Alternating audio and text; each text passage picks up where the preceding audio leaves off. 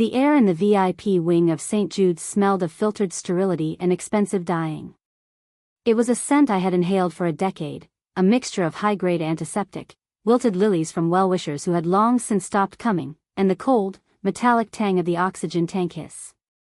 I lay beneath the bleached cotton sheets, my body reduced to a collection of sharp angles and failing systems. My pulse was a jagged green line on the monitor, a frantic bird beating its wings against a glass cage.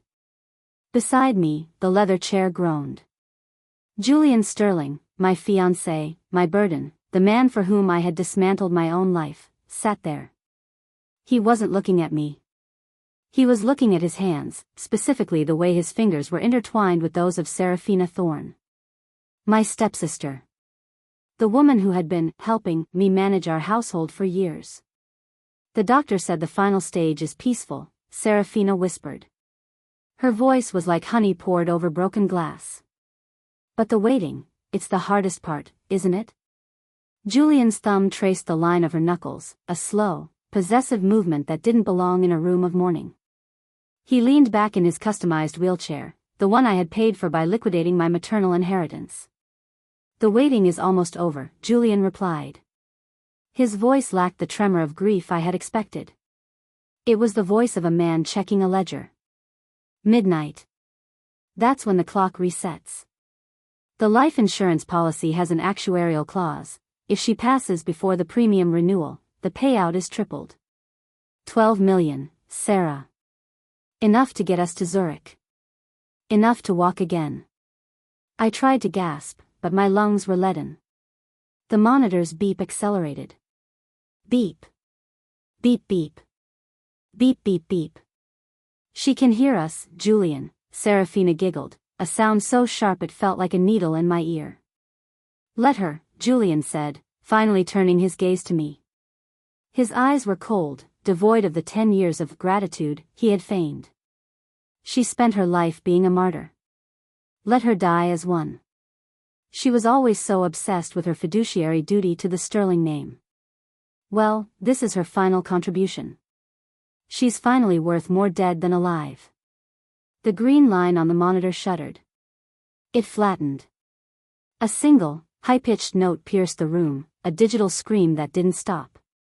Darkness rushed in, heavy and absolute. I felt my soul peel away from the bone, drifting into a void where the bitterness of his betrayal was the only thing I could taste. Then, the cold hit me. It wasn't the cold of a morgue. It was the biting, wet chill of a New York autumn.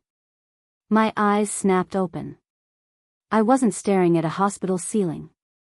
I was staring at the neon glow of a Rolex billboard overlooking Fifth Avenue. The wind whipped a strand of damp hair across my face. I blinked, my vision sharpening with a clarity I hadn't possessed in years. I looked down at my hands. They weren't the skeletal, translucent claws of a cancer patient. They were full, the skin supple and glowing under the streetlights. I was wearing a black Max Mara cashmere coat, one I had sold in 2022 to cover Julian's medical debts. I lifted my wrist. The Cartier tank watch showed the date, November 14, 2021. 9:42 p.m. The timestamp of my destruction. I looked across the street. The silver Porsche 911 stood idling at the red light, its engine a low, predatory growl. Julian was behind the wheel. I knew what was about to happen. In exactly 45 seconds, a black delivery truck would lose its brakes on the rain-slicked asphalt and barrel through the intersection. In my previous life, I had seen it coming. I had screamed his name. I had sprinted into the street, waving my arms like a fool, distracting the truck driver just enough to alter the angle of the crash. Julian had lived, paralyzed from the waist down, and I had spent the next 10 years as his tethered slave, drowning in the debt of his survival. My heart hammered against my ribs, a frantic, rhythmic thud. My muscles coiled, the instinct to save him, the good girl programming I'd been fed since birth, screamed at me to run. I took a breath. The air tasted of ozone and wet pavement. Julian glanced out his window, his eyes scanning the crowd. He didn't see me. He was laughing into his phone, likely flirting with Serafina even then. I felt a clinical detachment settle in my chest, precise and freezing. It was as if my emotions had been replaced by a high-frequency algorithm. I didn't move forward. I took a slow, deliberate step back. My heels clicked on the wet brick. I retreated into the deep shadow of the Rizzoli bookstore awning, my arms crossing over my chest. The light turned green. The Porsche's tires chirped as Julian floored it, the silver streak darting into the center of the intersection. From the corner of my eye, I saw the black mass of the truck, its headlights blurred by the downpour, the screech of its failed air brakes a distant, metallic wail. Time slowed to a series of frames. The truck hit the Porsche's driver's side door with the force of a falling building. The sound was a thunderous, sickening explosion of glass and high-end German engineering. The Porsche spun, a frantic top of silver and sparks, before slamming backward into a reinforced steel lamp post. The street lamp flickered and died, showering the wreckage in a rain of white sparks. Absolute silence followed for a heartbeat, then the chaos erupted, screams of pedestrians, the blare of car horns, the distant, rising wail of sirens. I stood perfectly still. My pulse remained flat. I reached into my pocket and felt the cool, smooth glass of my iPhone. I pulled it out. My thumb hovered over the screen. I didn't call the police. I didn't call my father. I opened my banking app. I logged in with a thumbprint. The balance showed $142,000, my personal savings before Julian had bled me dry. I stared at the numbers, the blue light of the screen reflecting in my pupils. "You were right, Julian," I whispered into the rain, my voice a ghost of a sound. "The waiting is the hardest part." Across the street, smoke began to curl from the Porsche's crumpled hood. A crowd was gathering, people shouting for someone to help the man trapped inside. I watched a man in a business suit try to pry open the driver's side door, his face twisted in a mask of panicked heroism. I turned away. I walked toward the subway entrance, my pace steady and rhythmic. Each step felt like a heavy stone being lifted from my shoulders. I wasn't the beneficiary of a death anymore. I was the architect of a new life. I reached the turnstile and swiped my card. As I descended into the warmth of the station, I felt the phantom weight of the 10 years I had lost simply dissolve. Julian Sterling was dying or breaking in the rain above me, and for the first time in 2 lifetimes, I felt truly, magnificently alive. I stepped onto the R train as the doors hummed shut. My phone vibrated in my hand. It was a text from Serafina. "Hey babe, Julian said he was picking you up after your meeting. Are you guys coming over for drinks? I've got the champagne ready." I deleted the thread, blocked her number, and sat down. As the train screeched into motion, I pulled up a list of the top-performing biotech stocks for the Q1 2022 market. The hunt had begun. The waiting room of St. Jude's Memorial was an exercise in high-end purgatory. It was a space designed by architects who understood that grief, when sufficiently funded, required muted earth tones and recessed lighting. The air was a heavy, stagnant soup of industrial bleach, burnt espresso from the automated machines, and the metallic, underlying hum of the HVAC system. I sat in a low-slung chair upholstered in a fabric that felt like synthetic wool. In my previous life, I had spent 48 hours in this exact chair, my hair matted, my Max Mara coat stained with Julian's blood, vibrating with a terror so profound I had forgotten to breathe. Today, my breathing was a metronome. Slow. Rhythmic. Clinical. I looked down at the paper cup in my hands.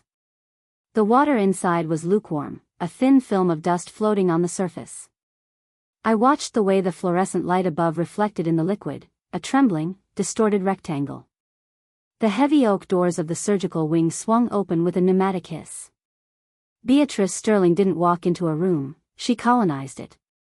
She arrived in a hurricane of Chanel No. 5 and frantic silk, her signature platinum blonde bob perfectly intact despite the tragedy. Following her was my father, Maxwell Vance. He looked less like a grieving parent and more like a CEO watching his most valuable subsidiary go up in flames. Evelyn. Beatrice's voice was a jagged soprano that sliced through the quiet. She rushed toward me, her manicured hands, claws tipped in a shade of red called vamp, reaching for my shoulders. Tell me he's all right. Tell me my boy is going to be fine. I stood up, stepping back just enough to make her hands miss their mark. The movement was a calculated divestment of physical contact. The surgeons are still in there, Beatrice, I said. My voice was a flat line, devoid of the jagged edges of panic she expected. He's stable. That's all they've told me. Maxwell stepped forward, his hand landing on my arm. It wasn't a gesture of comfort, it was a restraint. I felt the heat of his palm through my cashmere sleeve. My father was a man who measured love in stock options and loyalty in tax brackets. You should be in there, Evelyn, Maxwell murmured, his brow fixed in a mask of stern concern. The Sterlings need to see you by his side. The Vance-Sterling merger hinges on the stability of this union. Your fiduciary duty to this family doesn't stop at the hospital doors. My duty? I looked at him, my gaze drifting to the sharp crease in his charcoal suit. Julian drove into a delivery truck while twice the legal limit. My only duty was to stay out of the passenger seat. Beatrice let out a strangled sob, clutching a lace handkerchief to her mouth. How can you be so cold? He was coming to get you. This happened because of you. The doors opened again. Dr. Harrison, the head of trauma surgery, stepped out. He looked older than I remembered. His scrubs were mapped with dark stains, his face a landscape of exhausted defeat. The room froze. The silence was absolute, save for the distant, rhythmic thud-thud-thud of a helicopter landing on the roof. Mrs. Sterling. Mr. Vance, Harrison began, his voice practiced and heavy. Julian is out of surgery. We've stabilized the internal hemorrhaging, but the impact caused catastrophic trauma to the lumbar spine. T12 and L1R, they are crushed beyond repair. Beatrice swayed. My father caught her, but his eyes were locked on the doctor. Meaning? Meaning Julian is a paraplegic, Harrison said softly. The damage is irreversible. He will never walk again.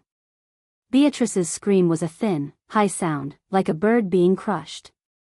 She collapsed into a chair, Serafina, who had just arrived, looking appropriately devastated in a black silk wrap, rushing to her side to perform the role of the saintly sister. I watched them. I watched Serafina stroke Beatrice's hair while casting a furtive, predatory glance at me. In my past life, this was the moment I had fallen to my knees. I had sworn my life to Julian's recovery. I had promised to be his legs, his breath, his everything. I had signed a spousal support pledge that effectively turned my trust fund into a Sterling slush fund. Not today. I felt the weight of the ring on my left hand. 4 carats of emerald-cut arrogance. I reached out and picked up the half-empty cup of lukewarm water from the side table. Evelyn, Maxwell barked, his face flushing a dangerous shade of purple. Get over there. Comfort her. We need to discuss the press release. We'll frame this as a tragedy of the golden couple. We can push the wedding up. The sympathy alone will stabilize the Sterling real estate stock. I looked at my father.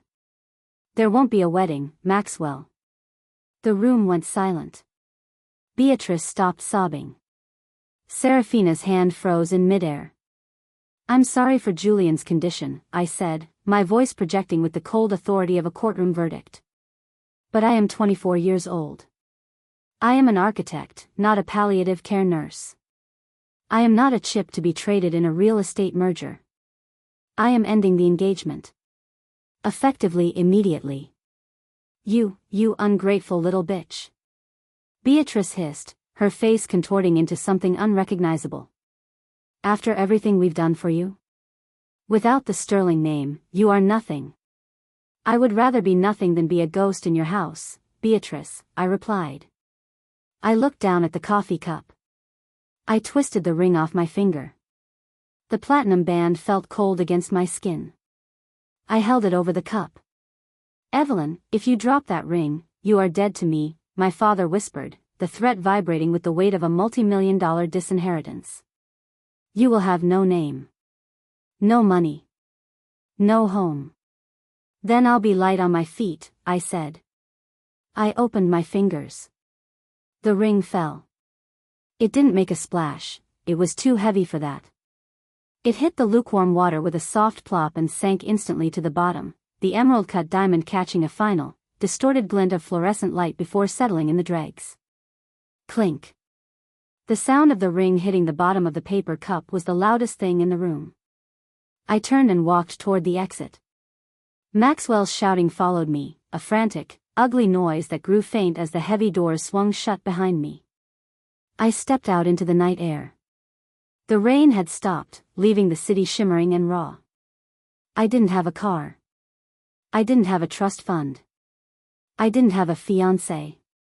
I pulled my phone from my pocket and opened a secure messaging app. I typed a single name, Adrian Blackwood. I'm out, I sent. Let's talk about that A-series funding. I walked toward the subway, my coat billowing in the wind. Behind me, the Sterlings were trapped in a tragedy of their own making. Ahead of me, the market was opening in 8 hours. As I descended the stairs into the subway, a black SUV with tinted windows idled at the curb. The window rolled down an inch, revealing a pair of sharp, hazel eyes. Adrian Blackwood. He wasn't supposed to be here for another 6 months in the original timeline. You're early, I noted, my heart skipping a beat. He didn't smile. The market doesn't wait for funerals, Evelyn. Get in. We have an empire to dismantle. The interior of Adrian Blackwood's SUV smelled of aged leather, espresso, and the quiet, crushing weight of high-tier ambition. Outside, the neon lights of Manhattan blurred into streaks of electric blue and predatory red as we sped toward Tribeca. Adrian sat in the shadows of the rear seat, his profile as sharp and unyielding as a piece of obsidian. He didn't ask if I was okay. He didn't offer a platitude about my father or the wreckage of my engagement. Men like Adrian didn't deal in emotional salvage, they dealt in futures. You've been a ghost for the last 3 years, Evelyn, Adrian said, his voice a low, resonant vibration that seemed to hum in the very marrow of my bones. The architect prodigy who traded her T-square for a bedpan. Why the sudden resurrection? The architecture was a cage, I replied, staring at my reflection in the tinted window. My face looked different, harder, the softness of the socialite replaced by the cold geometry of a survivor. And the bedpan was a sentence. I've decided to pardon myself. I reached into my bag and pulled out a small, velvet-lined pouch. Inside was the sum total of my remaining material existence, a Cartier tank watch, a pair of Harry Winston diamond studs I'd received for my 21st birthday, and the deed to a small, forgotten plot of land in upstate New York left to me by my mother. I need to liquidate assets, I stated. Quietly. No auctions. No social columns. I need cash, and I need it before the markets open in Tokyo. Adrian's eyes tracked the movement of the pouch. He didn't reach for it. You're looking for seed funding. But you're not building a building, are you? I'm building a guillotine, I said. Adrian signaled the driver. We stopped in front of an unmarked gray door in a cobblestone alleyway in Tribeca. This was the Vault, a private exchange for the city's elite to shed their history without the stench of a public sale. The air inside was cool and bone-dry, calibrated to preserve oil paintings and silk tapestries. A man named Elias, whose skin looked like fine parchment, waited behind a glass counter. I placed my watch on the velvet cloth. The gold links hit the surface with a muffled, expensive thud. I watched Elias bring a loupe to his eye. I didn't feel a pang of regret. To me, that watch didn't tell time, it told the duration of my enslavement. Every tick was a second I had spent waiting for Julian to stop screaming, waiting for my father to look at me with something other than calculated disappointment. 42,000 for the Cartier, Elias murmured, his voice like dry leaves. The Winston studs, 55. The land deed is a different matter. It requires a title search. I don't have time for a search, I said, leaning over the counter. I could smell the faint scent of ozone and old paper. Transfer the 97,000 to this account. Now. I handed him a slip of paper with the routing number for a new, encrypted offshore account I'd set up an hour ago. He nodded. The transaction took 45 seconds. My phone buzzed in my pocket, a notification of a wire transfer. $97,000. To the Sterlings, it was the price of a mid-range charity table. To me, it was the gunpowder. By 2 a.m., I was in my new headquarters. It was a 400-square-foot studio in Long Island City, a stark, industrial box that overlooked the East River. The walls were exposed brick, the floor polished concrete. There was no Max Mara coat here, no silk sheets. Just a desk, a high-back ergonomic chair, and a custom-built workstation with 3 monitors that Adrian's team had delivered 10 minutes after I arrived. I sat down. The mechanical keyboard felt cold under my fingertips. I didn't turn on the lights. The only illumination came from the blue glow of the screens, reflecting in my pupils like a digital fever. I opened a proprietary trading terminal. The market is a living organism, Adrian had told me before he left. It smells fear. It eats the hesitant. I'm not afraid, Adrian, I had replied. I'm a ghost. You can't kill what's already dead. I began to type. My fingers moved with a muscle memory that didn't belong to an architect. I was accessing a dark pool, a private financial forum where institutional investors trade large blocks of securities away from the public eye. In my previous life, I had spent years managing the Sterling family's messy ledgers, hiding Julian's rampant gambling debts, and balancing the books of my father's logistics empire. I knew where the bodies were buried because I had dug the graves. I looked at the clock. 3 a.m. Tokyo was live. I saw it, the first ripple. A biotech firm called Lumina was showing a 0.02% volatility. In the old timeline, Lumina would announce a failed clinical trial in 3 hours, causing a massive sell-off. But I knew the failure was a manufactured lie, a short sell tactic used by a hedge fund to drive the price down before a hostile takeover. I moved my entire $97,000 into a leveraged short position. It was a suicide move for anyone who didn't know the future. The screen flickered. Trade executed. I leaned back, my eyes fixed on the blinking red cursor. For the next 3 hours, I watched the world move.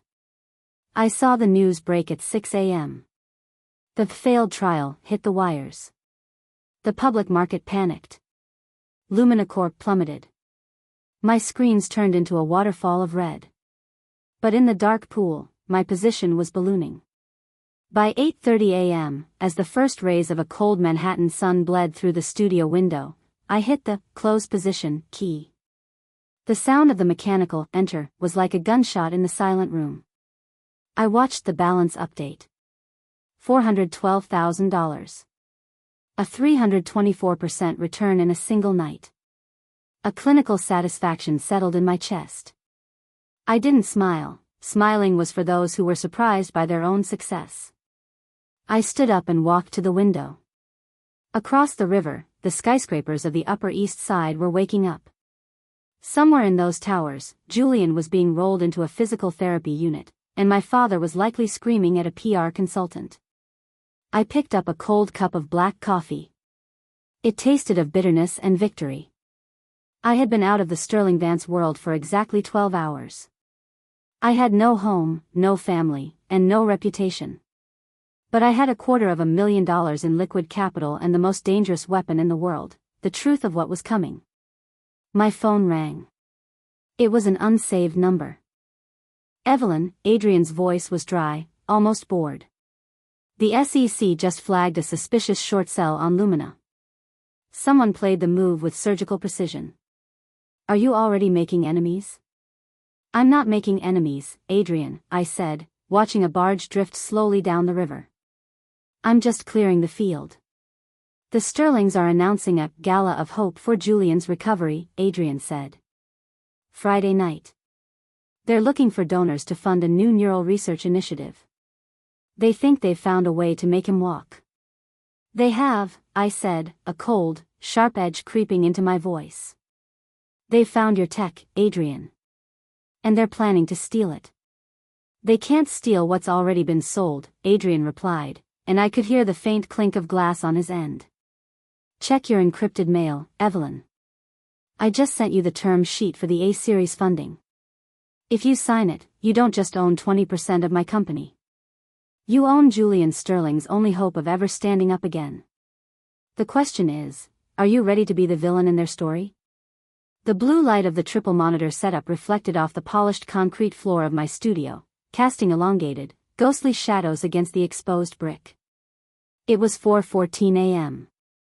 The world outside was a muffled roar of early morning transit and distant sirens, but inside this 400-square-foot box, the only sound was the high-pitched, hypnotic hum of the cooling fans. I stared at the A-series term sheet Adrian had sent. The digital document was a masterpiece of legal architecture, 34 pages of clauses, warrants, and fiduciary obligations that would effectively tie my fate to his neural core systems. I didn't read it like a lawyer, I read it like a surgeon looking for a weakness. The Sterlings wanted this technology. They needed it to maintain the Golden Boy narrative. If Julian remained a broken man in a chair, the Sterling real estate empire would be seen as a dynasty without a crown prince. Their stock was already wobbling, propped up only by the announcement of the Gala of Hope. They were betting everything on a miracle they hadn't yet bought. I needed more than $412,000. To anchor myself as the lead investor in Adrian's firm, to ensure that I held the kill switch for Julian's recovery, I needed millions. I adjusted the ergonomic chair, the leather cold against my lower back. My fingers hovered over the keyboard. My pulse remained a steady, clinical 64 beats per minute. I wasn't gambling, I was harvesting. I opened the high-frequency trading, HFT, terminal Adrian's team had overclocked for me. The market isn't a pool, Evelyn, Adrian's voice echoed in my mind from a late-night call. It's a nervous system. Every news cycle is a nerve impulse. You just have to be the one who controls the reaction. I began to code. My fingers moved with a rhythmic, percussive speed, the clack of the mechanical keys the only beat in the room. I was building a customized algorithmic scalpel, a predatory script designed to identify the exact millisecond the Sterlings began to buy back their own stock to inflate the Gala's optics. I watched the data streams. Thousands of lines of white text scrolled upward, a waterfall of numbers, bids, and asks. To the untrained eye, it was chaos. To me, it was a map. I saw the first impulse. A massive buy order originated from a shell company in the Cayman Islands, a classic Beatrice Sterling move. She was using the last of their liquid reserves to pump the Sterling real estate, SRE, stock before the Gala, hoping to lure in institutional investors.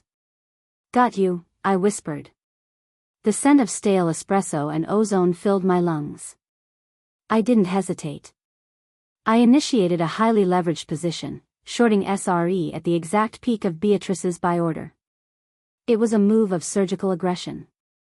I was betting against the very family that had intended to own me. The screen turned into a battlefield of green and red candles. My eyes didn't blink. I watched the bid-ask spread tighten. The algorithm I'd written began to execute thousands of micro-trades per second, shaving cents off every transaction, bleeding the Sterling buy order of its momentum. I saw the SRE ticker symbol, $142.50. $142.10. $141.80. I watched the red candles grow longer, an angry, digital forest. The market began to realize the pump was artificial. The institutional whales, the Goldman Sachs and BlackRocks of the world, sensed the blood in the water. They began to dump SRE. The cascade was beautiful. I felt a slight chill on the back of my neck, a physiological reaction to the sheer scale of the collapse. I wasn't happy, I was satisfied. The Sterling wealth was being dismantled by my script, sent by agonizing scent. By 7:30 a.m., SRE had plummeted 14%. The Gala of Hope hadn't even begun, and the hosts were already technically insolvent. I hit the close all positions macro. The silence that followed was deafening. I leaned back, my muscles uncoiling one by one. I looked at the bottom right corner of the center monitor. Account balance, $2,842,100. I had turned the ruins of my past life into a nearly $3 million war chest in less than 48 hours. I reached for the mouse and scrolled back to the A-series term sheet. I navigated to the signature line. My hand was perfectly steady. I used the stylus to sign my name, Evelyn Vance. The ink on the screen looked black and absolute. With that signature, I wasn't just a donor. I was the majority shareholder of the only technology in the Western Hemisphere capable of regenerating Julian's spinal pathways. I was now the gatekeeper. I stood up and walked to the window. The sun was fully up now, a pale, anemic gold reflecting off the glass towers across the river. I could almost feel the vibration of the city, the millions of people rushing to jobs they hated, for bosses they feared, in a system they didn't understand. I understood it now. It wasn't a system. It was a game of levers. And I had just pulled the biggest one. My phone vibrated on the desk.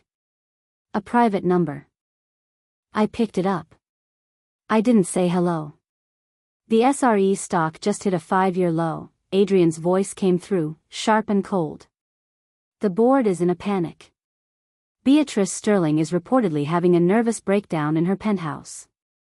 And the SEC is already sniffing around that Cayman account. She was sloppy, I said.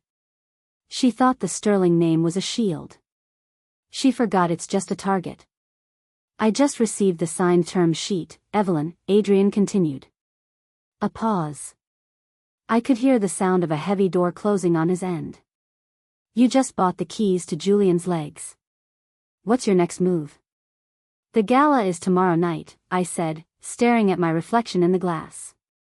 I looked like a stranger, someone capable of anything. I think it's time for the golden couple to make one last public appearance. You're going to the gala? Adrian sounded intrigued. They'll tear you apart. You're the monstress who abandoned her crippled fiancé. Let them talk, I said. I want to be there when the music stops. I hung up. I walked to the corner of the room where my only remaining suitcase sat.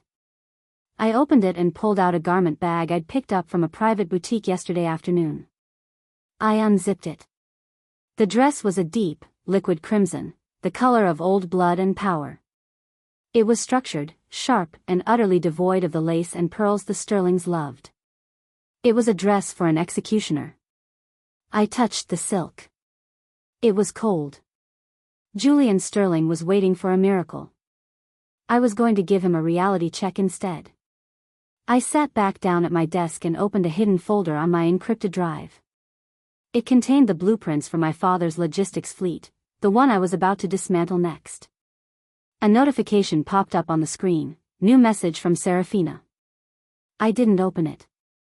I simply watched the notification fade away, replaced by the blinking red cursor of my trading terminal. The Sterlings thought they were at the bottom. They had no idea how much deeper the abyss went. The crimson silk of the gown felt like a second skin, cold, unforgiving, and dangerously sharp. I stood before the floor-to-ceiling mirror in my Long Island City studio, watching the way the light from the Manhattan skyline caught the liquid sheen of the fabric. It was a silhouette of structural aggression, a high collar, open back, and a hem that pooled around my heels like a stain. I didn't wear a necklace. My throat was bare, the skin pale and taut. I reached for the vanity and picked up a small, rectangular object. The black titanium card. It weighed exactly 27 grams. The surface was matte, laser engraved with the NeuroCore logo and my name, Evelyn Vance, Series A lead investor. I slid it into a hidden slit in my clutch. It felt like a blade. In this world, liquidity was the only true religion, and I had just become its high priestess.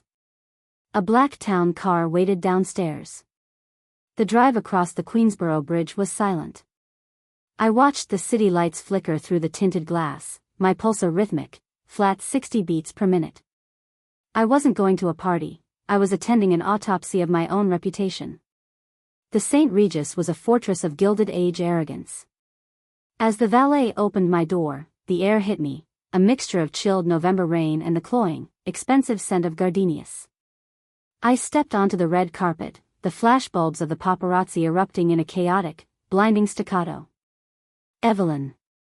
Over here. Evelyn, is it true you've been cut off? How does it feel to abandon a paralyzed hero? I didn't turn. I didn't shield my eyes.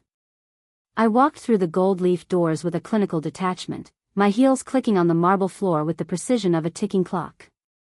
The ballroom was a sea of black ties and shimmering diamonds, a swarm of Manhattan's elite feeding on the spectacle of Julian Sterling's tragedy. At the center of the room, on a raised dais, sat Julian. He looked diminished in his high-tech wheelchair, his face pale and hollowed out. Beside him stood Serafina, draped in a soft, virginal white lace that practically screamed martyr. Beatrice Sterling spotted me first. The crowd parted as she marched toward me, her face a mask of calculated fury. She was holding a flute of Bollinger, her knuckles white. My father, Maxwell, was a few paces behind her, his eyes narrowed into slits of corporate warning. "How dare you," Beatrice hissed, her voice low enough to stay under the music but sharp enough to draw blood. "You show up here, in that obscene dress, after what you did to my son?" "I showed up to check on my investment, Beatrice," I said. I reached out and took a glass of champagne from a passing waiter's tray. The crystal was cold, the bubbles rising in a frantic, vertical line. I took a sip. It tasted of ash and venture capital. "Your investment?" Maxwell stepped in, his hand gripping my elbow with a bruising intensity. "You have no investments, Evelyn.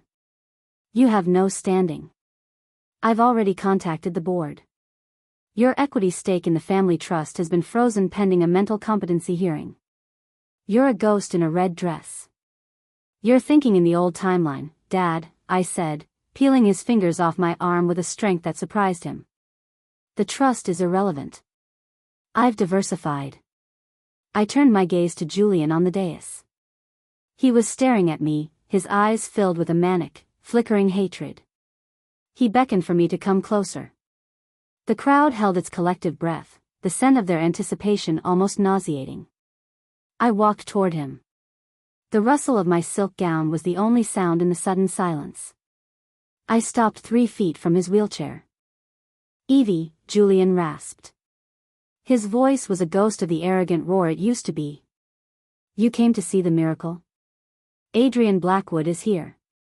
His neural core tech, it's the answer. My mother is signing the deal tonight. I'm going to walk out of this chair, and I'm going to spend every second of my life making sure you're erased." "You're misinformed, Julian," I said. I reached into my clutch and pulled out the black titanium card. I held it between 2 fingers, letting the light catch the engraved logo. "Adrian isn't selling to you. He's already sold." Beatrice let out a sharp, mocking laugh. "We've offered him $10 million for the exclusive rights. He'd be a fool to refuse. The ROI for his firm depends on Sterling backing." "Neural core doesn't need your backing," a deep, resonant voice cut through the room. Adrian Blackwood emerged from the shadows of the bar, looking every bit the Silicon Valley predator in a tailored midnight blue tuxedo. He didn't look at Beatrice. He didn't look at Julian. He walked straight to my side and placed a hand on the small of my back. "The A-Series funding round closed 4 hours ago," Adrian stated, his voice carrying to every corner of the ballroom. "We have a lead investor who provided $3 million in liquid capital and secured our federal patent protection. She holds the fiduciary duty for the firm now." Julian's eyes darted from Adrian to the card in my hand. "No. That's impossible." "Who?" "I told you, Julian," I said, stepping closer until I could smell the medicinal scent of his skin. "I'm the gatekeeper now. I own the patents. I own the software. I own the very neurons you're hoping to wake up." I leaned in, my lips inches from his ear. The scent of his fear was sharper than the champagne. "You wanted to know how it feels to be a ghost?" I whispered. "I'm not the ghost. I'm the one who decides if you ever stand up again. And right now? The price of your recovery just went up to a level the Sterlings can't afford. I pulled back. Julian's face had gone from pale to a sick, translucent gray. His mouth opened and closed, but no sound came out. Serafina let out a small, strangled whimper. I turned to Beatrice, who was frozen, her glass of Bollinger trembling. "The Gala of Hope is over, Beatrice," I said, my voice as cold and precise as a scalpel. "It's time to start the Gala of Debt." I took the card and tapped it twice against the side of Julian's wheelchair, a rhythmic, metallic clink-clink that sounded like a coffin nail being driven home. "I'll see you in court for the SEC indictment on your Cayman accounts," I added. I turned and walked away. The crowd was a blur of shocked faces and whispered scandals. I didn't stop. I didn't look back. I reached the gold-leaf doors and stepped out into the night. The rain was falling harder now, a cleansing, freezing downpour. Adrian was right behind me. "That was quite a performance, Evelyn," he said, the valet bringing his SUV to the curb. "But you just declared war on the two most powerful families in New York. You know they'll come for your head." "They can try," I said, watching the steam rise from the car's exhaust. "But they're fighting for their past. I'm fighting for my future." I stepped into the car. As we pulled away from the St. Regis, I looked at the reflection of the ballroom lights in the window. They looked like dying stars. I pulled out my phone and opened a secure link Adrian had sent me. It was the live feed of the Sterling family's private bank accounts. As I watched, the numbers began to fluctuate, a series of red arrows marking the start of the margin calls I'd triggered. One notification stood out: Vance Global Logistics, emergency board meeting summoned for 8 a.m. My father was about to lose his empire, and I was the only one who could buy the pieces. "Drive faster," I told the chauffeur. "The hunt isn't over." The Sterling mansion on East 72nd Street was no longer a home, it was a sarcophagus of Italian marble and unpaid debts. The air inside had soured, thick with the smell of dust, stale Bollinger, and the metallic tang of hospital-grade disinfectants. In my previous life, I had spent thousands of hours in these halls, a silent ghost scrubbing the edges of Julian's rage. Today, I watched the house die through a different lens, the cold, blue glow of my monitors in Long Island City. I had bypassed their security system months ago. It was a simple hack, really. Julian's password was still the date he'd won his first Polo Cup. I sat in my ergonomic chair, sipping a room-temperature espresso, and watched the live feed from the master suite. The scene was a masterpiece of domestic decay. Julian sat in his hospital-grade wheelchair, a cheap, steel substitute for the high-tech model the creditors had already seized as collateral. His face was a mask of gaunt, gray fury. He was screaming, a high, thin sound that lacked the resonant power of his former self. "The soup is cold, you stupid bitch." Julian's hand, thin and trembling, lashed out. He swept a bowl of artisanal mushroom bisque off his lap tray. The porcelain shattered against the Persian rug, the creamy liquid soaking into the five-figure silk fibers like a spreading infection. Serafina Thorne stood over him, her face a map of exhaustion and fading vanity. The white lace gown she'd worn to the gala was gone, replaced by a stained sweatshirt and leggings. There were dark, bruised bags under her eyes. She didn't look like a saint anymore, she looked like a prisoner. "I was on the phone with the lawyers, Julian," Serafina shouted back, her voice cracking. "The bank just issued a margin call on the Hamptons estate. We have 48 hours to liquidate or they'll lock the gates." "I don't care about the gates. I care about my legs." Julian grabbed a heavy brass lamp from the bedside table and hurled it at her. It missed her head by an inch, smashing into a gold-leafed mirror. The glass exploded, 1,000 shards of silver reflecting Serafina's terrified face. She dropped to her knees, her fingers clawing at the rug as she tried to scoop up the hot soup with a kitchen towel. I watched her through the screen. I watched the way her hands shook, the way she flinched when Julian lunged forward in his chair. It was a perfect, sickening mirror of my past life. Serafina had spent her entire existence trying to steal my crown. She hadn't realized the crown was a thorn bush. She had stepped into my hell, and the door had locked behind her. A heavy, rhythmic thud echoed through the house. The front door. I switched the feed to the foyer. 3 men in charcoal suits stood on the Italian marble, their faces devoid of the sycophantic warmth that usually greeted a Sterling. At the center was Silas Montgomery, a man whose reputation for being a professional predator made Wall Street sharks look like goldfish. He was a debt enforcer for the Russian crypto syndicate Julian had used to fund his underground gambling habits. Beatrice Sterling descended the grand staircase, her silk robe fluttering like the wings of a dying moth. "Who are you?" she demanded, though her trembling hands betrayed her. "This is private property. I'm calling the police." Silas didn't blink. He pulled a thick sheaf of papers from his breast pocket, legal notices of foreclosure and UCC-1 filings. "Call them, Mrs. Sterling," Silas said, his voice as flat and cold as a tombstone. "They'll be interested to see the wire fraud records your son left behind." He used the tenant escrow accounts of Sterling Real Estate to cover a $14 million loss on a rigged roulette wheel in Macau. "Your son didn't just spend your money, he spent the city's money." Beatrice's face went a translucent, ghostly white. She reached for the banister, her knuckles white. That's impossible. We have a fiduciary duty to those accounts. We are a legacy family." "You are a crime scene, Mrs. Sterling," Silas replied. He gestured to his men. "Begin the inventory. Every painting, every piece of silver, every rug. We'll start with the Porsche collection in the garage. Oh, wait. Your son already totaled the best one." I leaned back in my chair, the chill of the studio air conditioning hitting my skin. I felt a profound, clinical satisfaction. This wasn't just a financial collapse, it was a total annihilation of their identity.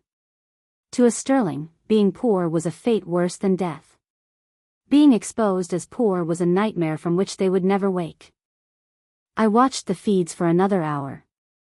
I watched the men haul out a 17th-century tapestry. I watched Beatrice weep over a collection of Faberge eggs.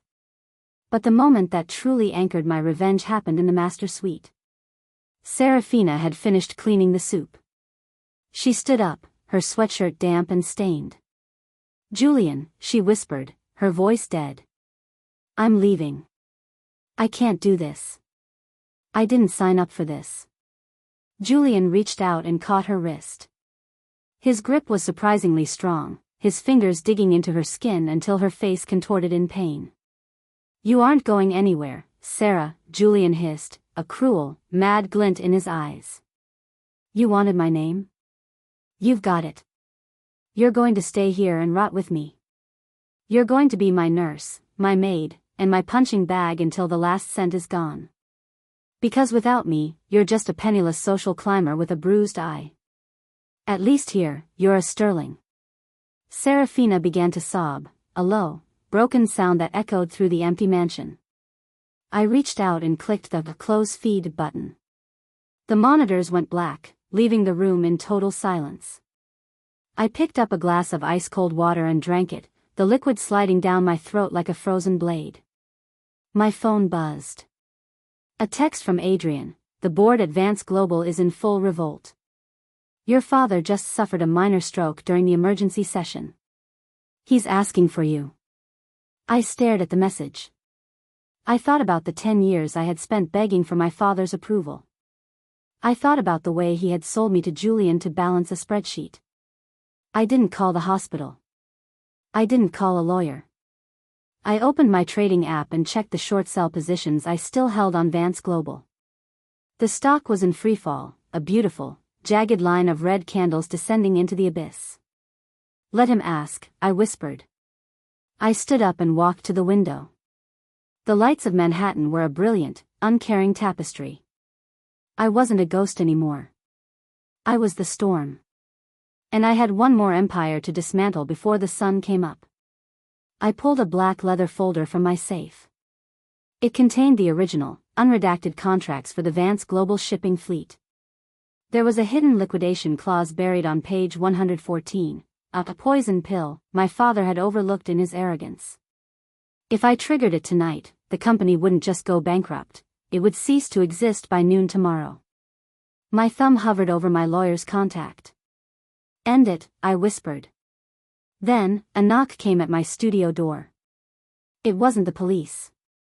It was a man in a tuxedo, holding a single red rose and a subpoena.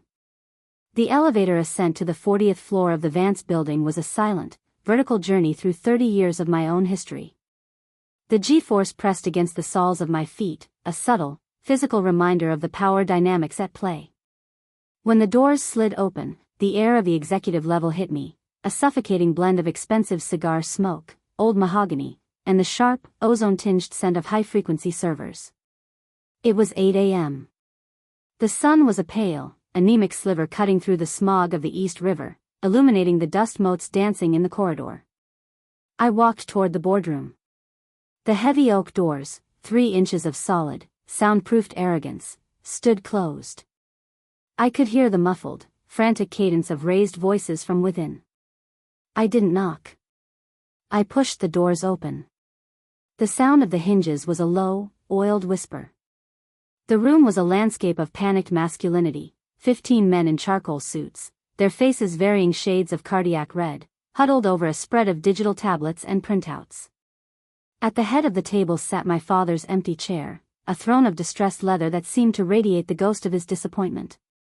The silence that followed my entrance was absolute. It was the silence of a shipwreck. "Evelyn?"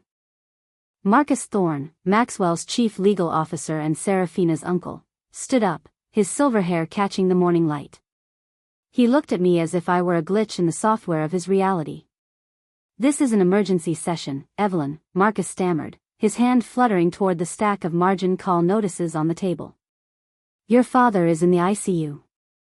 The company is facing a liquidity crisis. You have no standing here." I didn't answer. I walked toward the head of the table, the rhythmic click-click-click of my stilettos on the hardwood the only pulse in the room. I reached the executive chair. I didn't sit immediately. I let my hand trail over the cool, pebbled surface of the leather. I could smell my father's Tom Ford oud lingering in the grain, a scent that used to make my throat tighten with anxiety. Now, it was just another data point. I turned the chair. The movement was slow, a deliberate, 180-degree rotation that took exactly 4 seconds. I watched the faces of the board members as I did it. I saw the confusion turn to dawning horror as I sat, my crimson silk dress a violent splash of color against the dark wood. "Let's talk about standing, Marcus," I said. My voice was a clinical chill, perfectly modulated. Vance Global Logistics is currently $400 million in the red. The Sterling merger was your only lifeboat, and I just sank it. You're currently in a proxy war with 3 different hedge funds, all of whom have been quietly offloading their shares for the last 72 hours. "How do you know that?" Marcus hissed, his eyes darting to his tablet. "Because I'm the one who bought them," I replied. I reached into my clutch and pulled out a single, leather-bound dossier. I didn't hand it to him. I slid it across the 30-foot table. It moved with a smooth, predatory grace, stopping exactly at Marcus's fingertips. "That is a disclosure of my shadow stake," I stated. "Through a series of dark pool acquisitions and debt-to-equity swaps, I have secured 51% of the voting rights of Vance Global. This isn't a board meeting anymore. It's an acquisition." The room erupted. 3 men started shouting at once. Someone knocked over a glass of water, the liquid spreading across $1 million contract like a transparent bruise. I sat perfectly still. My pulse remained a flat, rhythmic 60 beats per minute. I watched Marcus open the dossier. I watched the blood drain from his face, leaving it the color of old parchment. This is a hostile takeover," Marcus whispered, the words barely audible over the din. "It's an intervention," I corrected him. "Vance Global has been a dying organism for a decade, propped up by my father's ego and the Sterling's predatory loans. I am simply performing the necessary surgery." I leaned forward, my elbows resting on the table, my fingers steepled. The scent of the mahogany was sharp and sweet. "As of 8:05 a.m., the board is dissolved," I said. The noise in the room died instantly. I am invoking the liquidation clause on the secondary shipping fleet. We are cutting the dead weight. We are divesting from all Sterling-related assets. And Marcus? Marcus looked up, his eyes wide and vacant. You're fired, I said. I didn't raise my voice. I didn't need to. The words were a scalpel, precise and final. You can't do this, Evelyn, Marcus pleaded, his hands trembling. Your father, he's still the chairman. His legacy, my father is a man who sold his daughter to a sociopath to cover a bad quarter, I said, a cold weight settling in my chest. His legacy is a pile of debt and a daughter who learned how to fight from the monsters he invited to dinner. He's not the chairman anymore. He's a patient. And you are a trespasser. I reached for the mahogany desk and pressed the intercom button. Security, I said. Please escort Mr. Thorne and the former board members from the building. Their personal effects will be couriered to them by noon. Anything remaining after that will be incinerated. I watched them go. It was a slow-motion procession of defeated men, their shoulders slumped, their power stripped away like bark from a dead tree. I didn't feel triumph. I felt a profound, heavy silence, the kind that follows a storm. When the doors closed for the final time, I was alone in the room.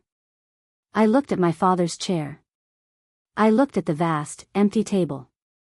I reached into my bag and pulled out my phone. I had a notification from the hospital. Patient Maxwell Vance, condition stable. Regaining consciousness.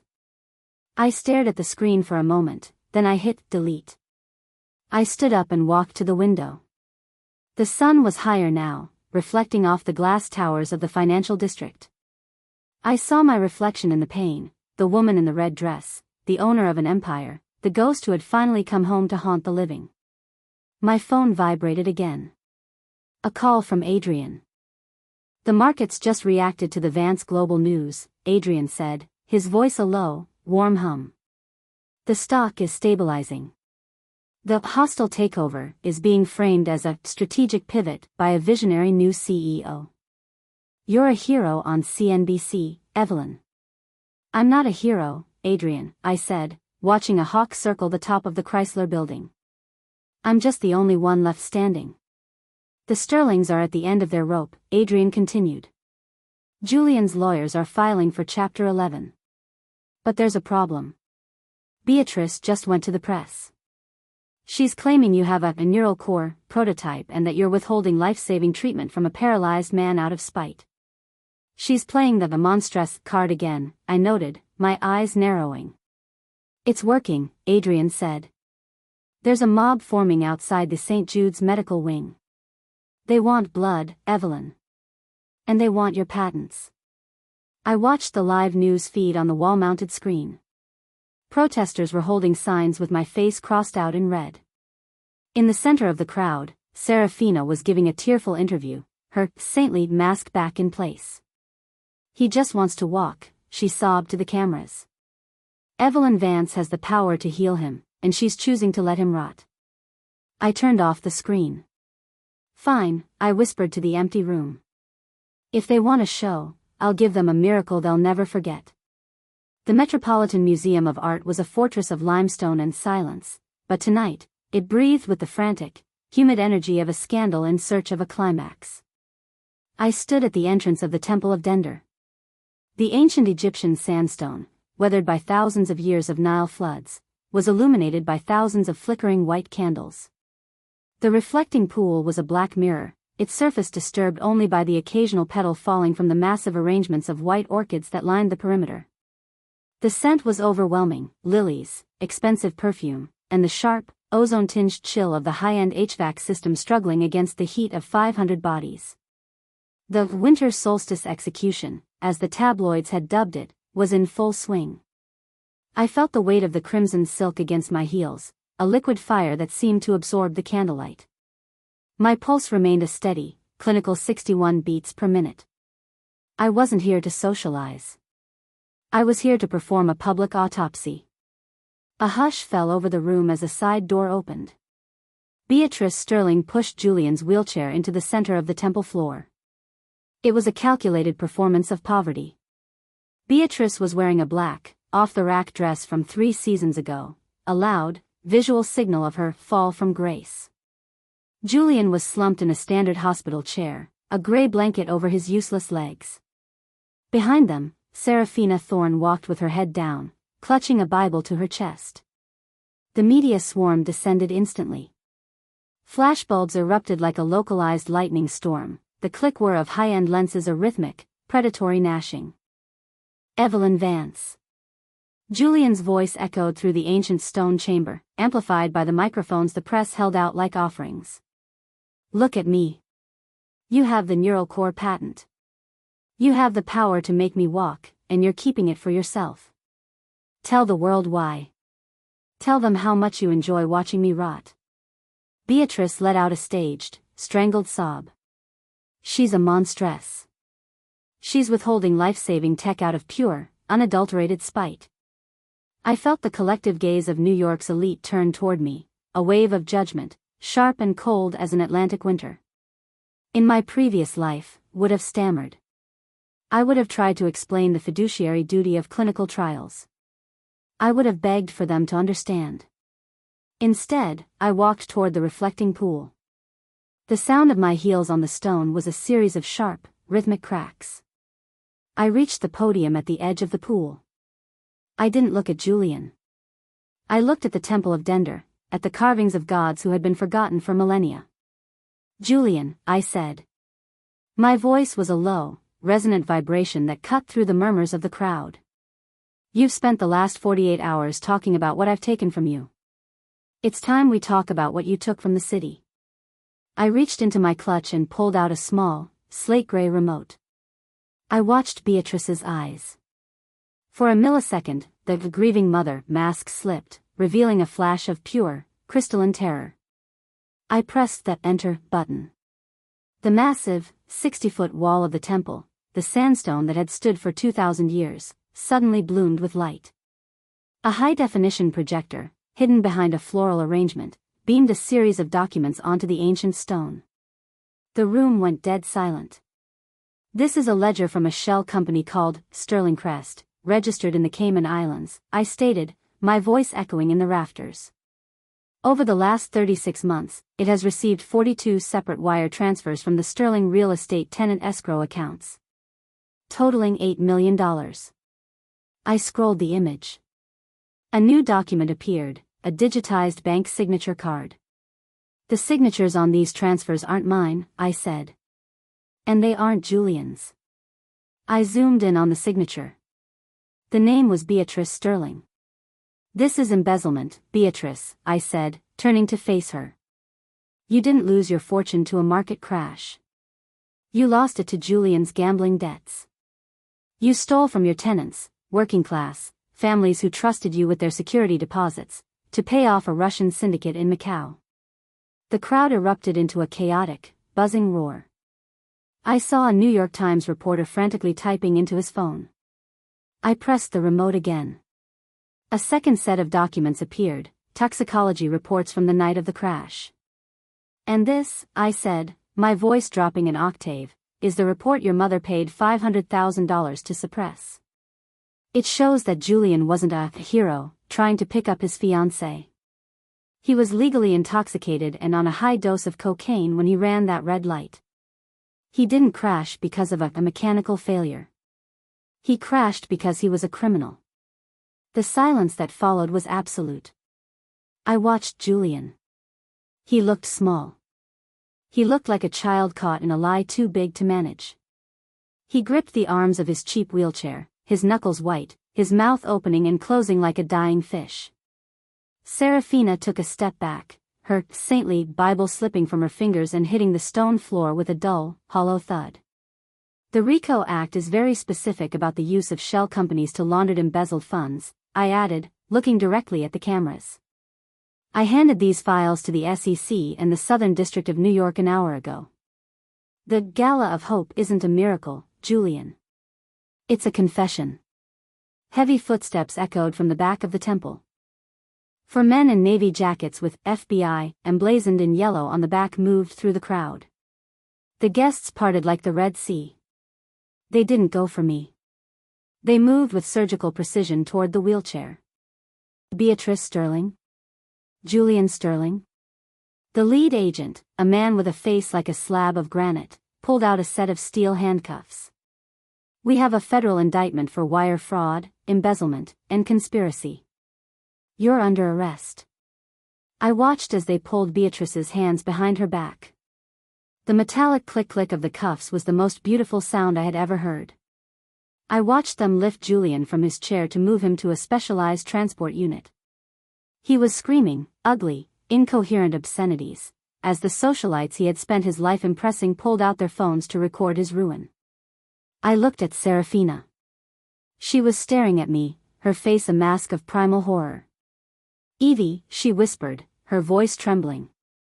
"Please. I was a victim too." "No, Serafina," I said, leaning closer until the scent of her fear was the only thing I could smell. "You were a parasite. And the host is dead." I turned back to the reflecting pool. I didn't wait for the cameras. I didn't wait for a round of applause. I walked through the side exit and into the cool, night air of Central Park. Adrian was waiting by the black SUV. He was leaned against the hood, a single red rose in his hand. He didn't say a word. He just opened the door. As we pulled away, I looked back at the Met. The lights were still blazing, but the temple was empty of its gods. "It's over," Adrian said, his voice a low, warm hum. "No," I said, leaning my head back against the leather seat and closing my eyes. "The revenge is over. Now, the life begins." I pulled out my phone and watched the breaking news notification. Sterling Empire collapses. Mother and son in federal custody. Beneath it, another alert from my father's lawyer. Maxwell Vance has requested a private meeting. He says he has a confession to make about your mother's death. I stared at the screen, the blue light reflecting in my eyes. I thought I had reached the bottom of the Sterling Vance abyss. I was wrong. The real ghost was still waiting in the dark. The morning after the Met Gala, the world didn't wake up with a yawn, it woke up with a collective, digital gasp. I sat in my Tribeca penthouse, the floor-to-ceiling windows offering a panoramic view of a city that was currently tearing apart the Sterling legacy in the comment sections of every major news outlet. The air in my apartment was still, save for the low, rhythmic hum of the espresso machine and the distant, muted siren of an NYPD cruiser. I wasn't wearing crimson silk today. I was in a structured, charcoal gray suit, armor for the final deposition. My phone lay on the white marble island, vibrating with the frantic persistence of a dying insect. It was Maxwell Vance. Again. I didn't pick up. I watched the television mounted on the far wall. The feed was live from the Southern District of New York. The gray, imposing stone of the federal building looked like a tomb under the overcast sky. The federal arrest of a Sterling was a spectacle the city hadn't seen in decades. The camera zoomed in on a black SUV. The doors opened. The first person to emerge was Beatrice. In the harsh, uncurated light of a November morning, she looked terrifyingly human. The platinum bob was disheveled, a few strands of gray visible at the roots, a detail the high-definition lenses captured with cruel precision. Then came the sound. It was a low-frequency static, the rhythmic crackle of the agent's handheld radios. "Package is moving. Clear the perimeter." I watched an agent, a man whose navy nylon jacket crinkled with every movement, reach for Beatrice's wrist. It was the micro-action I had waited 2 lifetimes to see. The handcuffs were made of high-grade carbon steel, a cold, matte gray that seemed to absorb the meager sunlight. The agent didn't handle her with the deference her name usually commanded. He grabbed her left arm, the skin of her wrist appearing thin and translucent as parchment against his thick, calloused fingers. I watched the ratchet of the cuff open. It made a sharp, metallic clack. Then, the closure. Click. Click. Click. The sound was amplified by the proximity of the microphones, a series of surgical snaps that signaled the end of a dynasty. Beatrice's face contorted, not in pain, but in a sudden, sharp realization of her own weight. For the first time in 60 years, she wasn't a Sterling, she was a defendant. The SEC indictment was no longer a threat on a screen, it was a physical weight pulling her shoulders down toward the asphalt. Next came Julian.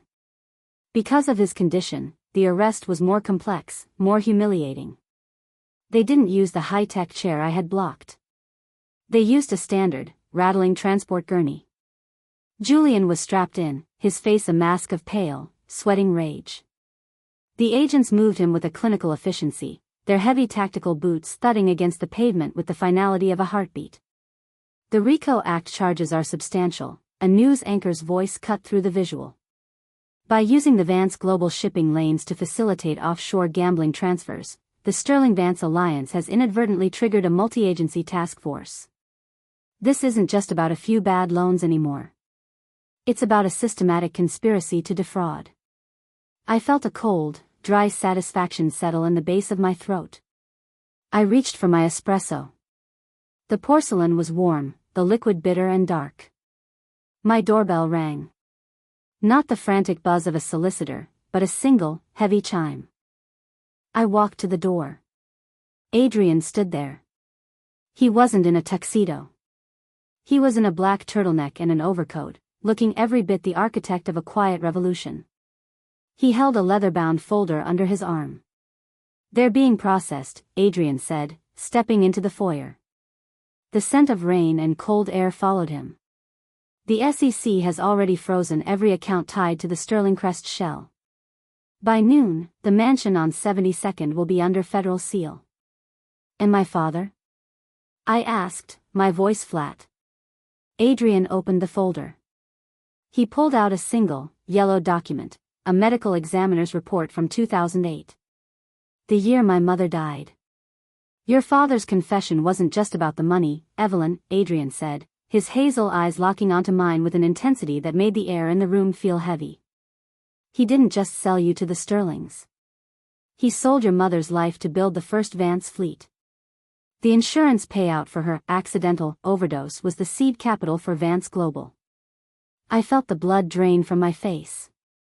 The detachment I had cultivated, the clinical armor I had worn like a second skin, suddenly felt dangerously thin. "He killed her," I whispered. "He let her die," Adrian corrected. There was a pre-signed, "do not resuscitate" order in his safe, dated 2 days before she collapsed. He used the Sterling lawyers to ensure the autopsy was a formality. In exchange, he gave them a 10% ghost stake in the company. I walked back to the Marble Island, my legs feeling like they belonged to someone else. I picked up my phone. I unblocked Maxwell's number. I hit call. He picked up on the first ring. His voice was a wheeze, the sound of a man whose lungs were filled with the ash of his own burned bridges. "Evelyn," he rasped. "You have to help me. The agents, they're at the hospital. They say I'm a co-conspirator. They say I'm part of the RICO filing." "You are a co-conspirator, Maxwell," I said. My voice was a scalpel, every syllable designed to cut. "But not just for the money. I have the 2008 medical report. I have the pre-signed DNR." The silence on the other end was absolute. I could almost hear the sound of his heart failing, a frantic, stuttering beat. "Evelyn, I did it for the family," he whispered. "I did it for your future." "You did it for a fleet of ships that I now own," I replied. "And as for my future? I'm divesting from you, Maxwell. Entirely. I've instructed the hospital to transfer your care to a state facility. The private insurance is cancelled. The Vance Global legal team is now working for the prosecution." You can't," he choked out. "I already have," I said. I watched the television screen. The agents were leading Beatrice into the courthouse. The heavy iron doors were swinging shut. Clang. "Goodbye, Maxwell," I said. I ended the call. I didn't delete the number this time. I blocked it and dropped the phone into the sink. I turned on the faucet, watching the water swirl around the device, the screen flickering and dying under the cold pressure. I turned to Adrian. "Is it done?" he asked. The ghost is finally at rest, I said. I walked to the window. The clouds were breaking over the Hudson, a single ray of sharp, white light cutting through the gray. I wasn't an architect of buildings, and I wasn't an architect of revenge anymore. I was just a woman standing in a room, finally breathing air that didn't taste of someone else's lies. I reached for my bag. "Let's go," I said. Adrian paused. "Where?" I looked out at the horizon, at the endless, open water beyond the Statue of Liberty. "Lake Como. I have an acquisition to finalize, and I want to hear the sound of a silence that doesn't belong to a hospital room." As we walked toward the door, my tablet on the counter flashed one last notification. Julian Sterling has requested a pardon based on medical grounds. I didn't even stop to read it. The exit was the only thing that mattered. The air in Lake Como was different from the air in Manhattan. It didn't taste of exhaust and desperate ambition. It tasted of ancient stone, blooming jasmine, and the deep, cold stillness of water that had seen centuries of empires rise and fall. I stood on the balcony of the Villa del Balbianello, the late afternoon sun painting the surface of the lake in a shimmering, liquid gold. I was 27 years old. 3 years had passed since I had stood on that rain-slicked curb on Fifth Avenue and watched the silver Porsche crumple. I turned back toward the master suite, the soles of my feet cool against the hand-painted terracotta tiles. In the center of the room stood a floor-to-ceiling gilded mirror. I walked toward it, the silk of my dressing gown whispering against the floor like a secret. I looked at the woman in the glass. I looked for the ghost of the 24-year-old girl who had lived on black coffee and panic. I looked for the hollowed eyes of a nurse, who had been blamed for every cold cup of soup. I looked for the girl who had almost died of a stress-induced ulcer while her fiancé gambled away her inheritance. She wasn't there. The woman in the mirror had skin that glowed with the quiet radiance of a person who slept 8 hours a night and breathed air she owned. My jawline was sharp, my eyes a clear, piercing gray that didn't flinch. I reached out and touched the glass. My hand was perfectly steady. The acquisition of my own life was complete. On the mahogany vanity sat my wedding gown. It wasn't the lace-heavy, virginal, saintly dress the Sterlings would have demanded. It was a masterpiece of architectural silk, a heavy, pearl-white fabric that felt like liquid silver. It was structured, with a high, sharp collar and a plunging back, a dress that didn't ask for permission to be seen. I reached for the jewelry box. Inside lay the emerald ring Adrian had given me in the Hudson Valley. I slid it onto my finger. It didn't feel like a shackle. It felt like an anchor. A soft knock sounded at the door. "Enter," I said. Dr. David Harrison stepped into the room. The former head of trauma at St. Jude's looked younger now, his face tanned from a month in the Mediterranean. He had retired from the hospital a year ago to become the chief medical advisor for Neural Core. He was the man who had delivered the news of Julian's paralysis, the man who had watched me drop my past into a paper cup. "The guests are seated, Evelyn," David said, his voice warm and paternal. He extended his arm.